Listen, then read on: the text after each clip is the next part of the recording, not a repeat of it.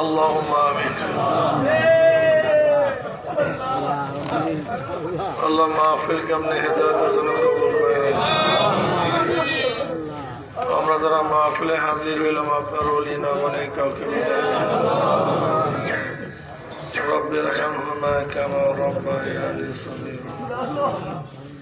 ওয়াসাল্লাল্লাহু তাআলা আলা খায়রি খালকিহি محمد وآله وأصحابه وأزواجه وأتباعه أجمعين وارحمنا معهم برحمتك يا أرحم الراحمين. السلام عليكم ورحمة الله.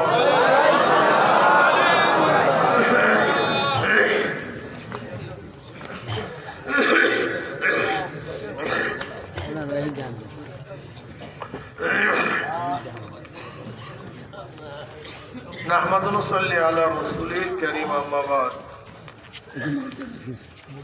فأعوذ بالله من الشيطان الرجيم بسم الله الرحمن الرحيم والعصر إن الإنسان لفي خسر إلا الذين آمنوا وعملوا الصالحات وتواصوا بالحق وتواصوا بالصبر. صدق الله العلي العظيم. شهد رشد من الله.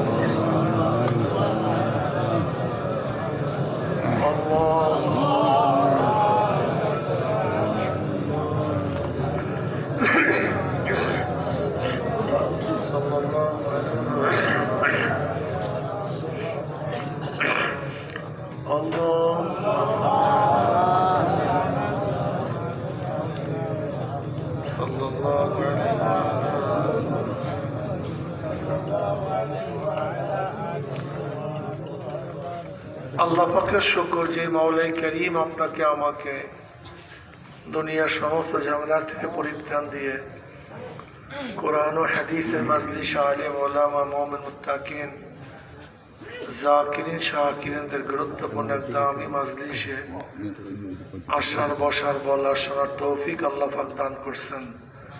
শুকরিয়া তার সবাই বলে আলহামদুলিল্লাহ। অনেক নসিহত শুনছেন। আদ-দীন ওয়ান নাসিহা বুখারীর মধ্যে রওয়ায়াত আছে নসিহত উপদেশ নামে দিন। যতদিন নসিহত চলতে থাকবে উপদেশ চলতে থাকবে ততদিন দিনও বাকি থাকবে। ওসিয়াত নাই, নসিহত নাই, দিনও নেই। দেখেন এখানে আমরা যারা আজকে আলহামদুলিল্লাহ দিনদার হয়েছে, কলেমা পড়ছি। হ্যাঁ ভাই, পিছনে কথা বলে কে? প্রতিষ্ঠান দেখান তো, এই পিছনে কথা আসে।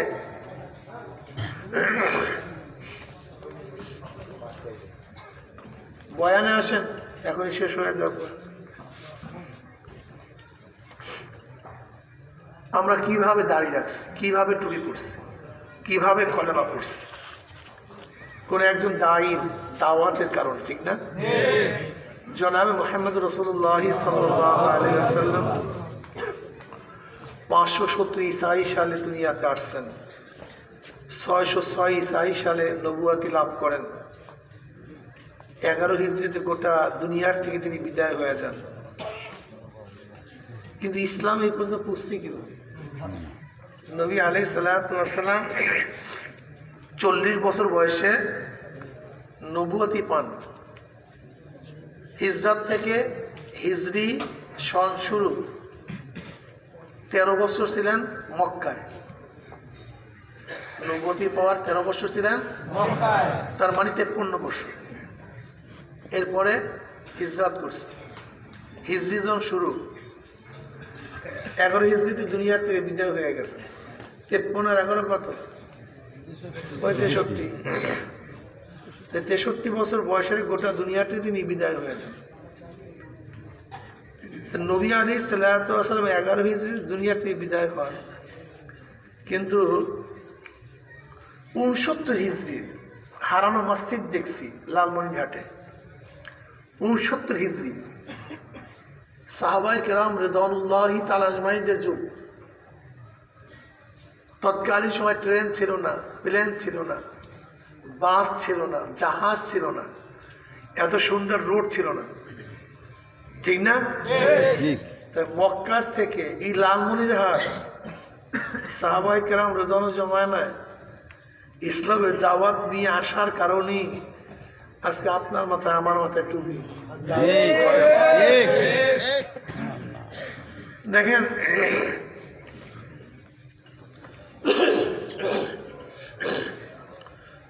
1608 সালে মিস্টার হেকিন্সের নেতৃত্বে, লাগবে না ভাই, ঠিক হয়ে যাবে, 220 কম বেশি এক কাফেলা ইস্ট ইন্ডিয়া কোম্পানি আসছে।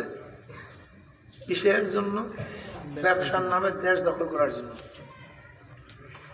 ব্যবসার নামে দেশকে দখল করার জন্য। কিন্তু সাহাবায়ে কেরাম রিদওয়ানুল্লাহি তাআলা আজমাইন এ দেশ দখল করার জন্য আসেন নাই, বরং তারা আসছেন মানুষের কলমের মধ্যে ঈমান বসাবার জন্য। কি কথা ঠিক না? শাহজালাল ইয়ামানি রহমতুল্লাহ আলাইহি, শাহ ফরান রহমতুল্লাহ, শাহ মাহদুব রহমতুল্লাহ আলাইহি, এরা দুনিয়াতে আসছেন, আমাদের এদেশে আসছেন মানুষকে দিনদার বানাবার জন্য, নেককার বানাবার জন্য, জাহান্নাম থেকে বাঁচাবার জন্য। আজকে আমরা এখানে কেন আসছি? দ্বীনের দাওয়াত দেওয়ার জন্য, নসিহত করার জন্য, উপদেশ করার জন্য। পিয়ন হিসাবে আসছে। পিয়ন বুঝেন? জজখানার থেকে পিয়ন পাঠাইছে জজ সাহেব, যাও অমুক জমিদারের কাছে এই নোটিশ নিয়ে যাও, অমুক তারিখে যেন হাজিরা দেয়। পিয়ন আসছে, জমিদার সাহেব, জজ সাহেব তো এই নোটিশ দিছে আপনাকে, তাই বলে সব এখান থেকে, আমি রাখবো না তোর নোটিশ। তখন পিয়ন কি বলে? জজ সাহেব আপনি রাখেন অথবা না রাখেন, এটা আমার দায়িত্ব না, আমার দায়িত্ব এটা পুষাইয়া দেওয়া, আমার দায়িত্ব পুষাইয়া দেওয়া। এখন আপনি কোর্টে হাজিরা দেন অথবা নাই দেন, আপনি বুঝবেন, আপনার জজ, ঠিক না? ঠিক এখানে আমরা কোরআন হাদিসের বাণী শোনাবার জন্য আসছি, বুঝাইয়া দেওয়ার জন্য আসছি। কে মানবেন কে মানবেন না এই দায়িত্ব আমাদের না। আপনি বুঝবেন, আপনার মাওলাই বুঝবেন, আপনি বুঝবেন, আপনার মাওলাই বুঝবেন। শোনেন, এক আল্লাহর ওলি খেওয়া পার হইতেছে। কি পার হইতেছে? খেওয়া পার হইতেছে। সেখানে মুশরিক ছিল। এখন আল্লাহর ওলি ওঠার পরে বলে, ভাই কলেমা এবং নামাজটা পড়িয়ে নিয়েন, কলেমা পড়িয়ে নিয়েন, নামাজটা পড়িয়ে নিয়েন। এখন সামনে বলছে, ভাই হুজুরে তো হিন্দু মানুষ, মুশরিক মানুষ, আপনি তাকে দাওয়াত দিলেন। বলে দেখো, একই সাথে খেওয়া পার হয়েছে। কিয়ামতের ময়দানে ও যদি বলে আল্লাহর কাছে, আল্লাহ এই হুজুরের সাথে একই সাথে খেওয়া পার হয়েছে কিন্তু আমাকে দাওয়াত দেয়নি, আমি জবাবটা কি? আমি আমার কাজটা করিয়া গেলাম। এখন ও মানুষ অথবা নাই মানুষ, ও বুঝবো, মাওলায় বুঝবে।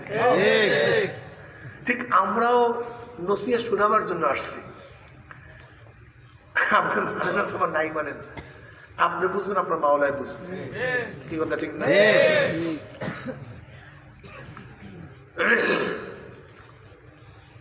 আমার যুবক বাবারা, আমি যেই সূরা তেলাওয়াত করছি, খুব গুরুত্বপূর্ণ এক সূরা। ইমাম শাফি রহমতুল্লাহ আলাইহি বলেন, যদি সূরা আসরের উপর চিন্তা ভাবনা করে তাহলে যথেষ্ট হয়ে যায়। এই ছোট্ট সূরার মধ্যে আল্লাহ পাক রব্বুল আলামিন অনেক অনেক অনেক অনেক হিকমতওয়ালা নসিহত করছেন। প্রথম তিনি কসম কাটছেন, তিনি আসরের কসম কাটছেন।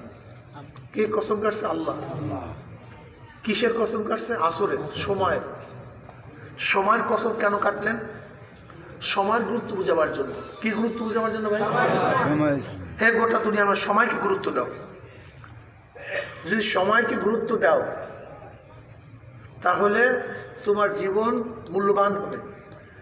আর সময়কে গুরুত্ব না দিলে তোমাদের জীবনে কোনো মূল্য নেই। দেখেন, গাড়ির পিছনে লেখা থাকে সময়ের চেয়ে জীবনের মূল্য অনেক বেশি, লেখা থাকে না? সময়ের চেয়ে জীবনের মূল্য অনেক বেশি। আমার তখন লিখতে মনে চায় তার পাশে, সময়কে যদি কাজে লাগানো যায় তাহলে জীবনের মূল্য, আর সময়কে যদি কাজে লাগানো না যায় তাহলে জীবনের কোনো মূল্য নেই।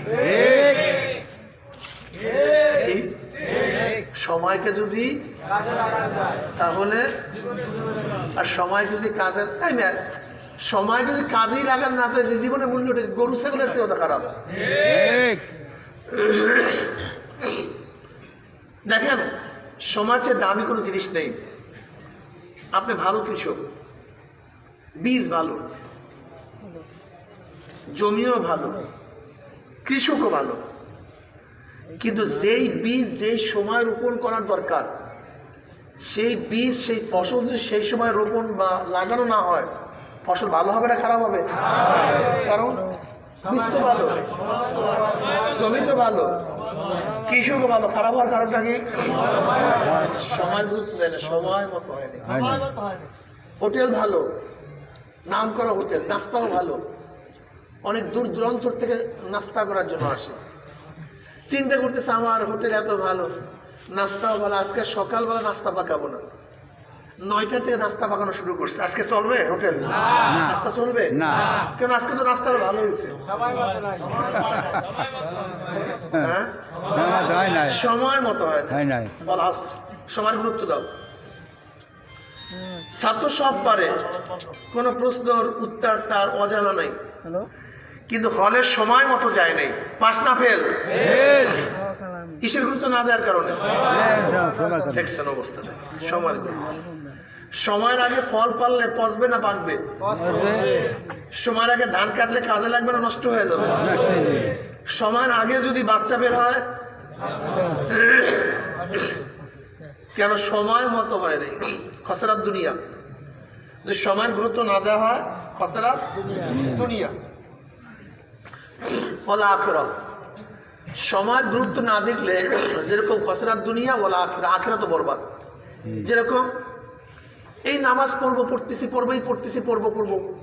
হাত্তা মাজাদ অক্ত আসুন বা কাজা, অক্তরা চলিয়া গেছে, আপনি নামাজ পড়ছেন, মানে অক্ত মতো পড়লেও যে কাজগুলি করতেন কাজার সময়, হ্যাঁ, উযু, কিয়াম, রুকু, সাজদা, জায়গা পাক, কাপড় পাক, শরীর পাক, সব সমান,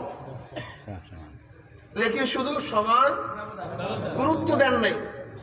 এই পর্ব পড়তেছি, কাজটা করে নেই, ব্যবসাটা করে নেই, হাত্তা মাজা অক্তুহা সুম্মা কাজা, অক্ত চলে গেছে, কাজা করছেন, ক্ষতিটা কি করছেন বলতো? 1 হুব্বা জাহান্নাম। কয় হুব্বা? 1 হুব্বা বোঝেন? 2,88,00,000 বছর। কি গুরুত্ব না দেওয়ার কারণে? বুঝলেন কি? দেখেন, এক ব্যক্তি সারাদিন রোজা রাখছে, সারাদিন 1 মিনিট সূর্য ডোবার বাকি। কয় মিনিট? 1 মিনিট গুরুত্ব দেয়নি, 1 মিনিটের গুরুত্ব দেয়নি, পানি পান করছে। কি হইল?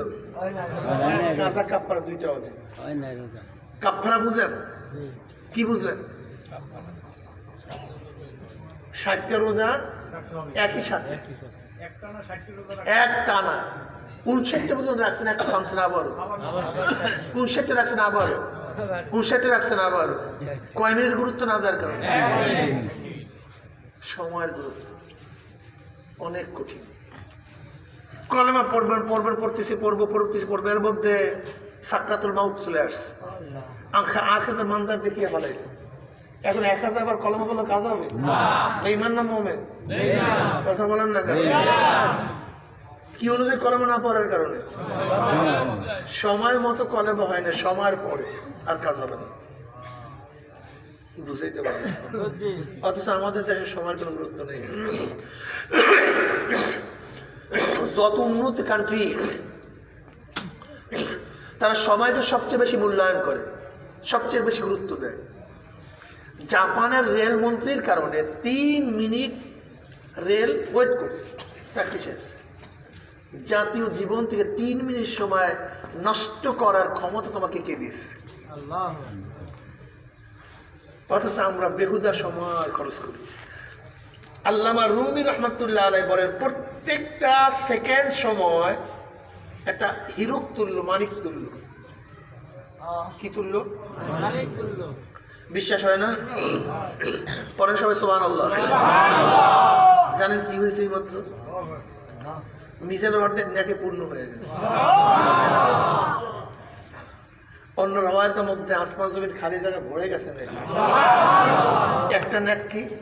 নবী আলাইহিস সালাতু ওয়াস সালাম ফরমান, একটা নেকের দাম কি? কোন উহুদ পাহাড়টা যদি স্বর্ণ হয়ে যায়, ওই উহুদ পাহাড়টা স্বর্ণ হয়ে গেলে তার যা দাম, তার চেয়ে একটা নেকের দাম তার চেয়ে বেশি। এই সুবহানাল্লাহ বললেন কিসের মধ্যে? সময়ের মধ্যে। কথা ঠিক না? এখন বলেন তো, সময়কে যদি গুরুত্ব দিতে পারেন কত সুবহানাল্লাহ বলা যায়? তা কত মুক্তা কামানো যায়?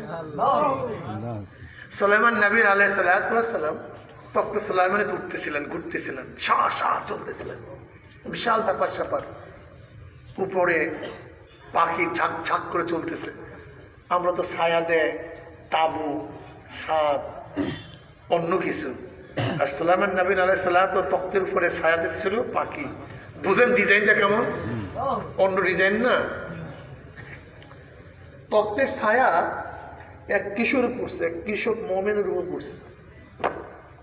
অমনি আসমানের দিকে তাকায় বলছে সুবহানাল্লাহ। আল্লাহ পাক ইবনে দাউদকে কত ইজ্জত দান করছে, কত সম্মান দান করছে, কত নিয়ামত দান করছে। এই আওয়াজ সুলাইমান নবী আলাইহিস সালাতু কানের মধ্যে ঢুকছে।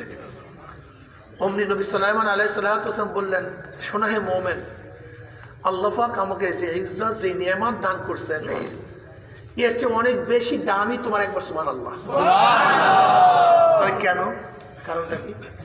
বলি দেখো, আমার তখ্ত, আমার বাদশাহী, আমার ইজ্জত, আমার শাসন, আমার সব ক্ষমতা আমার হায়াতের সাথে সম্পৃক্ত। আমি আছি, সব আছে, আমি নাই, তখ্ত, ক্ষমতা কিছু। কিন্তু তুমি যে সুবহানাল্লাহ পড়ছো, এর কোনো মৃত্যু নেই। মুবাতের সময়, কবরে, কিয়ামতের ময়দানে, মিজানে, পুলসিরাতে, সব জায়গায় সুবহানাল্লাহ ফায়দা পাবো। দেখেন, ওয়ান মুআয ইবনে জাবাল রাদিয়াল্লাহু তাআলা قال রাসূলুল্লাহ সাল্লাল্লাহু আলাইহি ওয়াসাল্লাম বললেন না সবাই সাল্লাল্লাহু আলাইহি ওয়াসাল্লাম, লাইসা ইয়াতাহাসসার আহলুল জান্নাহ ইল্লা আলা সাআতিন মাররাত বিহিম লাম ইয়াসকুল্লাহ তাআলা ফিহা। তিরমিজির মধ্যে রওয়ায়াত আছে, জান্নাতের মধ্যে জান্নাতের আর কোনো আফসোস করবে না, শুধু ওই সময়টুকুর জন্য আফসোস করবে। ওই সময়টুকুর জন্য যে সময়টুকু দুনিয়ার মধ্যে জিকির ছাড়া কাটায় দিচ্ছে। কি ছাড়া কাটায় দিচ্ছে? আফসোস কি করবে? যদি আরেকটা বার সুবহানাল্লাহ পড়তাম, আরেকটা বার আলহামদুলিল্লাহ পড়তাম, আরেকটা বার আল্লাহু আকবার পড়তাম, তাহলে আমার জান্নাত এইটা হইতো না, আমার জান্নাত ওইটা হয়েছে। আমার উদ্যান এইটা হইতো না, আমার উদ্যান ওইটা হয়েছে। আমার বিল্ডিং এইটা হইতো না, আমার বিল্ডিং ওইটা হয়ে যেত। সময়ের গুরুত্ব দেওয়া আসর, এই জন্য আল্লাহ পাক আসরের কসম খেয়েছে। অথচ আমাদের মধ্যে সময়ের কোনো গুরুত্ব নেই। এই যুবক, কোনো হুজুর সময় কাটে না, জাহেল কোথাকার, বিয়াকুল। কি করো তুমি? আড্ডা মারো, একটা কদু গাছ লাগাও, দুনিয়ার ফায়দা হবে। একটা আম গাছ লাগাও, একটা উর্শি গাছ লাগাও, একটা কলা গাছ লাগাও। কোনো কাজ নাই, পানের ডালা বুকের মধ্যে নাও, পান বিক্রি করো, বেকার থাকিও না।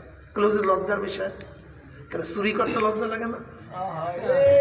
ডাকাতি করতে লজ্জা লাগে না? গুন্ডামি করতে লজ্জা লাগে না?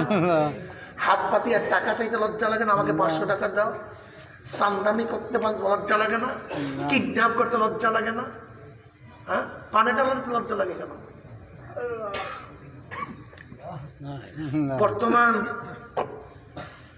বর্তমান ব্রিটিশ প্রাইম মিনিস্টার, সে তো এক হোটেলে চাকরি করত। তোমরা দেখছো সাক্ষাৎকার। বারাক ওবামা আমেরিকার প্রেসিডেন্ট অবসর পাওয়ার পরে এখন কোথায় কি করে জানেন? এক হোটেলে জব করে, এক হোটেলে, লজ্জা নেই। আর আমাদের দেশের নবাবরা কাজ করতে লজ্জা পায়, চুরি করতে লজ্জা পায়, কাজ করতে লজ্জা পায়, গুন্ডামি করতে লজ্জা পায়, কাজ করতে লজ্জা পায়, অস্ত্র ঠেকাইয়া ছুরি ঠেকাইয়া পয়সা নিতে লজ্জা পায়, কাজ করতে লজ্জা পায়, গুন্ডামি করতে, আওয়াজ করতে লজ্জা পায়। আজীব, আজীব এক জানোয়ার, আজীব এক জানোয়ার। এটা জানোয়ারের স্বভাব, এটা মানুষের স্বভাব না। বেকার মানুষ থাকে কিভাবে? আমি বেকার লোক সুখেই থাকতে পারি। বেকার মানুষ থাকে কিভাবে? বেকার বেকার মানুষ থাকবে কেন? দেখো, কোন জানোয়ার নতুন করে কাজ করতে পারে না। কোন জানোয়ারে নতুন কোন উদ্ভাবন করার ক্ষমতা নাই।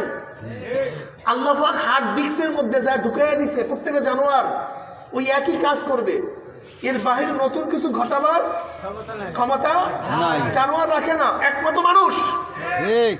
আর এই জানোয়ারের গোষ্ঠী আমাদেরকে জানোয়ার বানাই দিচ্ছে, আমাদেরকে জানোয়ারের থেকে। গোটা দুনিয়ার একটা মাখলুকাতই আছে যে মাখলুক নতুন নতুন কাজ সৃষ্টি করতে পারে, আর গোটা দুনিয়ার কোন মাখলুক এটা পারে না। গোটা দুনিয়ার মাখলুক ন্যাচারাল খাদ্য খায়, আর আমরা ন্যাচারাল খাদ্য শুধু খাই না, আমরা নতুন নতুন খাদ্য তৈরি করে নেই। কি কথা বুঝতে পারি না? কোন জানোয়ার কি খানা কি পাকায় টাকায় নাকি? হ্যাঁ, কিনে টেনে নাকি? দেখেন আমাদের সাথে জানোয়ারের কিসের মিল? দেখেন, গজ্জালী রহমতুল্লাহ বলেন আল্লাহ পাক তার কুদরতে 3 ধরনের মাখলুকাত সৃষ্টি করছে। কয় ধরনের? 3 ধরনের। নাম্বার 1 জানোয়ার, নাম্বার 2 ফেরেশতা, নাম্বার 3 মানুষ। আল্লাহ পাক জানোয়ার সৃষ্টি করছে, তার মধ্যে প্রবৃত্তি চাহিদা দিছে, আকল দেয় না, জ্ঞান দেয় না। আল্লাহ পাক ফেরেশতা সৃষ্টি করছে, তাকে জ্ঞান দিছে, আকল দিছে, প্রবৃত্তি চাহিদা দেয় না। উভয় সমন্বয় মানুষ। আল্লাহ পাক আমাদের আকলও দিছে, চাহিদাও দিছে। যেমন জানোয়ার মধ্যে চাহিদা আছে, খাওয়ার চাহিদা, পায়খানা প্রস্রাবের চাহিদা, যৌনতার চাহিদা আছে কি নেই?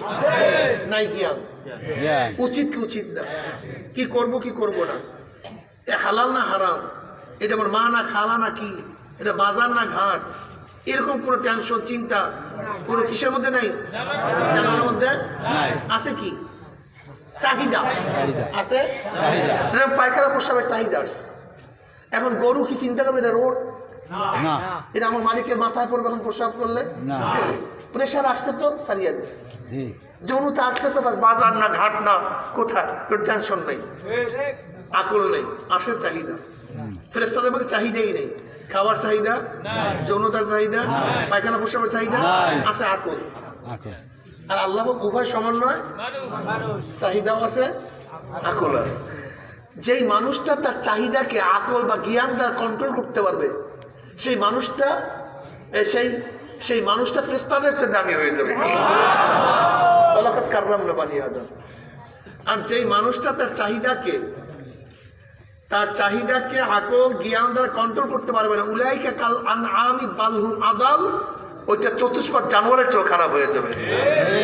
যাই হোক, যারা আমাদেরকে বানরের গোষ্ঠী বানাইতে চায়, আমরা বলবো আমরা বানরের গোষ্ঠী না, আমরা আদমের গোষ্ঠী। আমরা কার গোষ্ঠী? আর ওরা হলো বানরের গোষ্ঠী। আমরা দেখেন, বানরের গোষ্ঠীর সাথে বানরের ভালো মিলও আছে।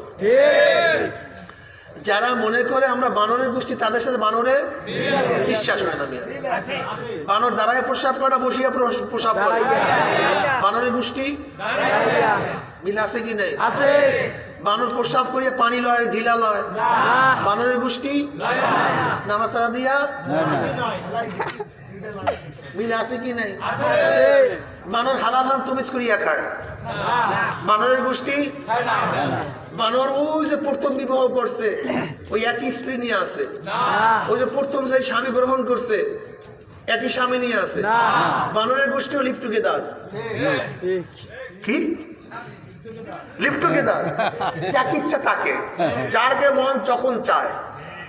এই হুবাহু বানরের সাথে মিল আছে, কোন পার্থক্য করে তো হুবাহু মিল আছে। বানরের গোষ্ঠী চিন্তা করছে আমার বাপ দাদা 14 গোষ্ঠী কোনোদিন এক স্বামী নিয়ে নাই, এক স্ত্রী নিয়ে নাই। যেমন বানরের স্লোগান আমার দেহ আমার সিদ্ধান্ত, যাকে ইচ্ছা তাকে দেবো, ঠিকই বানর গোষ্ঠীর স্লোগান বের করছে আমার দেহ আমার সিদ্ধান্ত, যাকে ইচ্ছা তাকে। হুবাহু বানর, কিন্তু আমরা বানর না, আমরা মানুষ। আমরা কি ভাই? আল্লাহ আমাদের সবাইকে মানুষ অর্থ, মানুষ হইতে হলে সময়কে গুরুত্ব দিতে হবে। যুবকরা সময়কে গুরুত্ব দাও। সময় গুরুত্ব দিলে কি হবে? বাংলাদেশে কত কোটি মানুষ? ধরো 18 কোটি, 17-18 কোটি, যাই হোক 17 বা 18 কোটি মানুষ যদি 1 ঘন্টা কাজ করে তাহলে কত ঘন্টা কাজ হলো? 18 কোটি ঘন্টা। বলতো 18 ঘন্টা কাজ করলে কি পরিমাণ উন্নয়ন করা সম্ভব?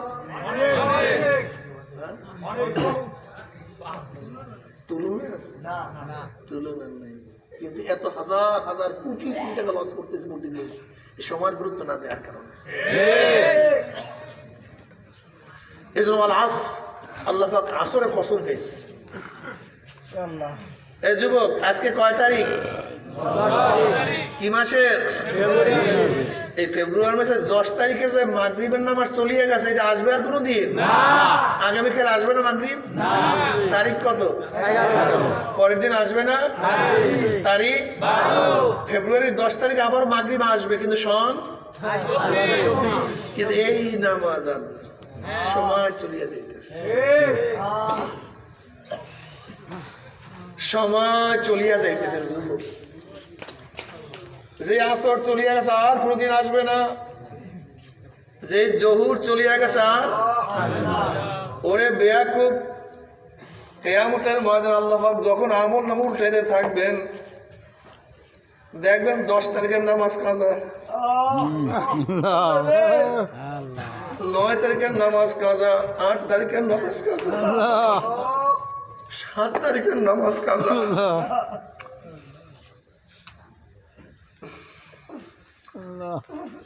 ওর 18 বছর পর্যন্ত নামাজ পড়ে নাই, রোজা রাখে নাই, 30 বছর পর্যন্ত নামাজের কাছেও যায় নাই, 40 বছরও নামাজ ধরে নাই, এত বছর বয়সে দাঁড়িয়ে রাখে নাই। যখন উল্টেতে থাকবে মাওলার কাছে কি জবাব দিবা? আল্লাহ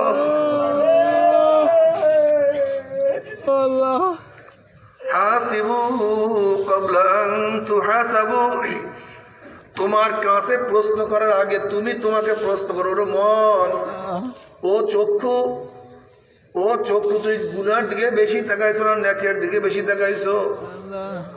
ওরে জবান, তুমি নেকের কাজ বেশি করছো না গুনার কাজ বেশি করছো?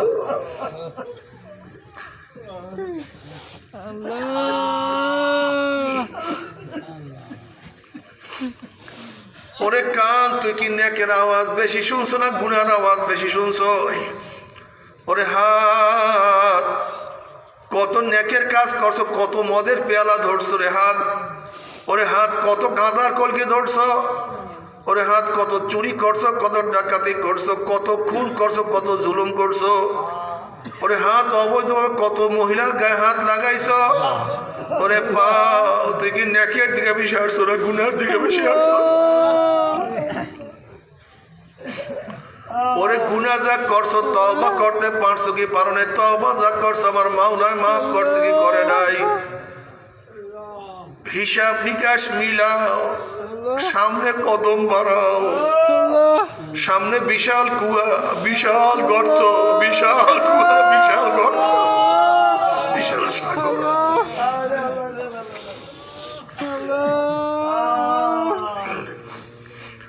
ও ছাত্র, দুনিয়া পরীক্ষায় একবার ফেল করলে বারবার পরীক্ষা দিয়ে পাস করার আশা করা যায়।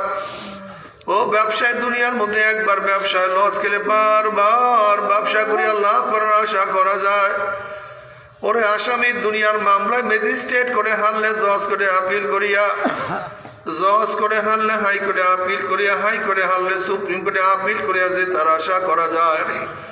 কিন্তু খোদা না খাস্তা, খোদা না খাস্তা, খোদা না খাস্তা, বউয়াতের মামলায় কবরের মামলায়, মওতের মামলায়, কবরের মামলায়, কিয়ামতের মামলায়, মিজানের মামলায়, বুসরাতের মামলায় যদি একবার সিলিপ কাটিয়া যায় আর তো দ্বিতীয়বার আপিল করা যাবে না। মওতের চান্স একবার, দ্বিতীয়বার কোনো চান্স নাই। কবরে যাওয়ার চান্স একবার, দ্বিতীয়বার ঢোকার কোনো চান্স নাই। কিয়ামতের ময়দানে একবারই উঠতে পারবো, দ্বিতীয় ওঠার কোনো সুযোগ নাই। মিজানের মধ্যে একবার উঠতে পারবো। فأما من ثقلت موازينه فهو في عيشة راضية। আল্লাহ পাকের শুকর যদি মাওলা পাক নেকের পাল্লা ওজন করিয়া দেয়, আল্লাহ সবাইকে কবুল করিয়া না। আমার মাওলা জান্নাতের সুসংবাদ দিয়া দিবেন, আমার মাওলা জান্নাতের ফয়সালা দিয়া দিবেন। ওয়া আম্মা মান খাফফাত মাওয়াজিনুহু ফাউম্মুহু হাবিয়া। ওয়া আম্মা মান খাফফাত মাওয়াজিনুহু ফাউম্মুহু হাবিয়া। আল্লাহ না করুক, আল্লাহ না করুক, আল্লাহ না করুক, যদি নেকের পাল্লা হালকা হইয়া যায়, গুনার পাল্লা ভারী হইয়া যায়, ফাউম্মুহু হাবিয়া, আল্লাহ পাক হাবিয়া জাহান্নামের ফয়সালা দিয়া দিবে। আল্লাহ পাক নিজেই প্রশ্ন, ওমা আদরাকা মা হিয়া, তোমরা কি জানো হাবিয়া কোন জাহান্নামের নাম? হাবিয়া জাহান্নামের ধরনটাকে তোমরা কি জানো নাকি? আল্লাহ পাক প্রশ্ন করার পর নিজেই জবাব দেন, নারুন হামিয়া। শোনো হাবিয়া কেমন জাহান্নাম। কোন এক মানুষ যদি বঙ্গোপসাগরের মাঝখানে ডুব দেয়, তার ডাইনে বামে চারদিকে পানি আর পানি ছাড়া কিছুই থাকে না। হাবিয়া এমন একটা জাহান্নাম, যার ডাইনে আগুন, বামে আগুন, উপরে আগুন, নিচে আগুন, সামনে আগুন, পিছনে আগুন। নারুন হামিয়া, আগুনের একটা মটকা, আগুনের একটা কুয়া, আগুনের একটা গর্ত। আবার সহ্য করতে পারবি? ওই আযাব তো কেউ সহ্য করতে পারবো না। আল্লাহ, আল্লাহ তুই আমাদের সবাইকে মাফ করিয়া দাও। আল্লাহ পাক তাদের জবাবে কি বলে শোনেন, লা ইয়াযুকুনা ফিহা বারদা ওয়ালা শারাবা ইল্লা হামিমা গাসসাকা জাযাআন ওয়াফাকা।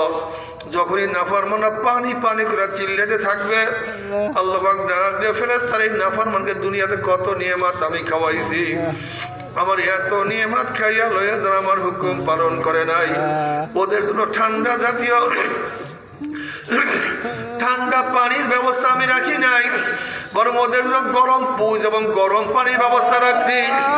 ওই পানি এবং পুজ এত গরম হবে, যখন জাহান্নামের লোকের চেহারার সামনে পানি এবং পুজ নিয়ে আসা হবে, পানি এবং পুজের গরমে চেহারার চামড়াটা খুলিয়া জাফাত করে পড়িয়া যাবে। এরপরে পানির টেস্টটা মিটবে না।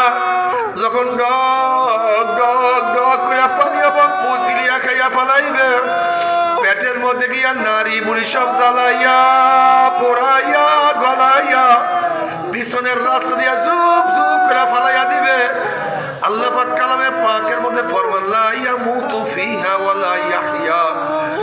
মানুষ মরবেও না, মানুষ বাঁচবেও না, জীবন বাহির হবে কিন্তু বাহির হবে না।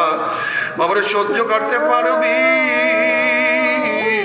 ওই জাহান্নামের এক সেকেন্ড আযাব কেউ তো সহ্য করতে পারবো না। তবে মুমিন মুসলমান বলতে সবাই মনে চায় গুনার থেকে ফিরিয়া নেক আমল করিয়া মাওলার জান্নাত সবাইরই যাইতে মনে চায়।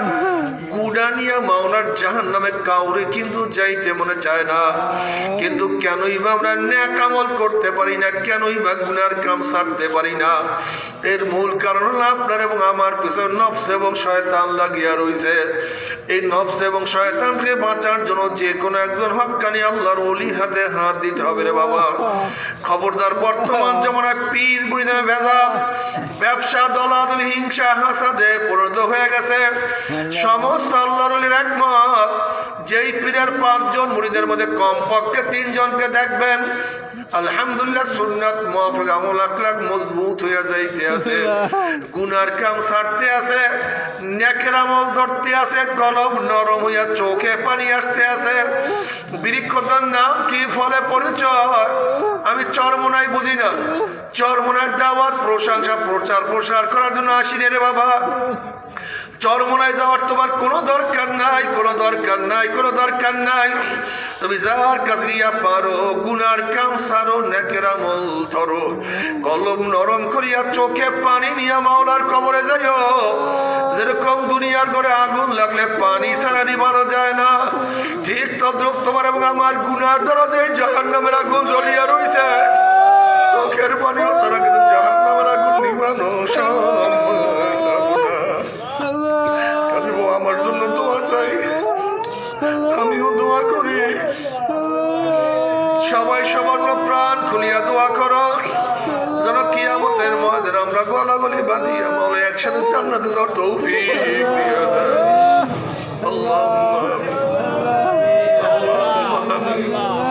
আল্লাহুম্মা আমিন।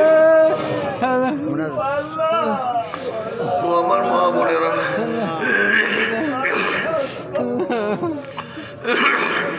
দুই হাত তুলে মাওলা তোমার কান্দো আর মাওলার কাছে মাপ চাও। কান্না না আসলে মনে বোঝরে মন।